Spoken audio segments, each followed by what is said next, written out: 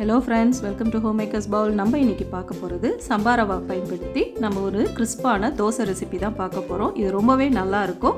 Normal தோசையை விட சம்பா ரவாயில் செய்யும் பொழுது ஹெல்த்தியாகவும் இருக்கும், நல்லாவும் இருக்கும்.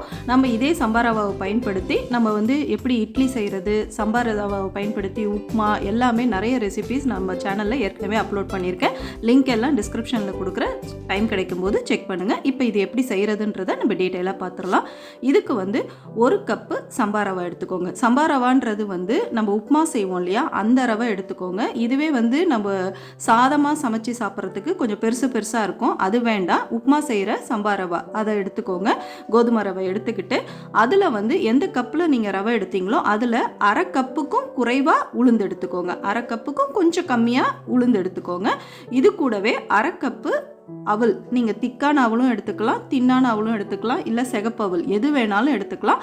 அது அரை கப்பு. இப்போ நான் உங்களுக்கு கப்பு அளவுகளை கூட காமிக்கிறேன் பாருங்கள். ஒரு கப்புன்றது அதில் பாதி இந்த அரை கப்பு. இதே மாதிரி நீங்கள் கரெக்டாக எடுத்துக்கோங்க. இப்போ நான் அளவுகள் சொல்கிறதுக்காக தனித்தனி ஏனத்தில் உங்களுக்கு இது பண்ணி காமிக்கிறேன். இப்போ நம்ம அவலை சம்பா ரவை கூடயே சேர்த்துடலாம். இது கூடவே 1 டீஸ்பூன் வெந்தயம் சேர்த்துக்கோங்க.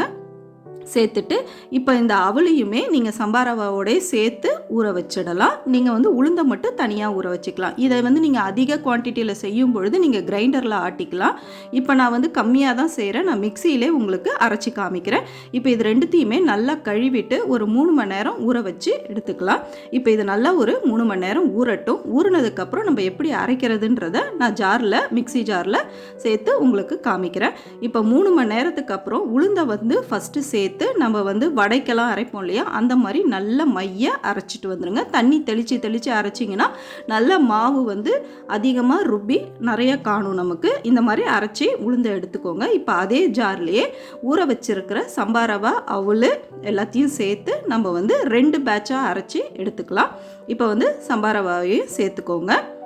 இதையும் நம்ம மைய தான் அரைக்கணும். ஏன்னா இட்லிக்கு அரைச்சாதான் நம்ம கொஞ்சம் குறப்பாக அரைச்சா இட்லி நல்லா பொசன்னு வரும்.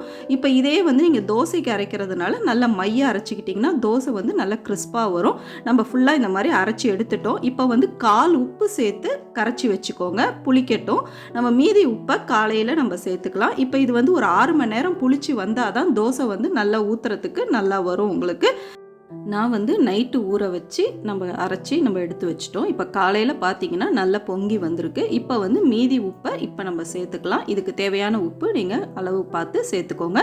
சேர்த்துட்டு இப்போ மாவோட பதம் இப்படி தான் இருக்கணும், தோசை ஊற்றுற பதத்துக்கு இருக்கணும். இந்த ஸ்டேஜில் இப்போ நம்ம தோசை ஊற்ற ஆரம்பிச்சிடலாம். நல்லா கல் சூடானவுடனே எந்த அளவுக்கு நீங்கள் தின்னா தோசை ஊற்ற முடியுமோ அந்த அளவுக்கு நல்லா பரப்பி ஊற்றிக்கோங்க.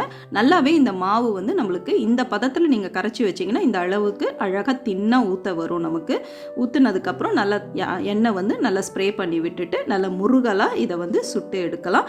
நல்லாவே உங்களுக்கு அழகாக ஒட்டாமல் சூப்பராக வருது பாருங்கள். அவ்வளோதான், நம்ம சம்பா ரவா தோசை சூப்பராக கிறிஸ்பாக தயாராகிடுச்சு.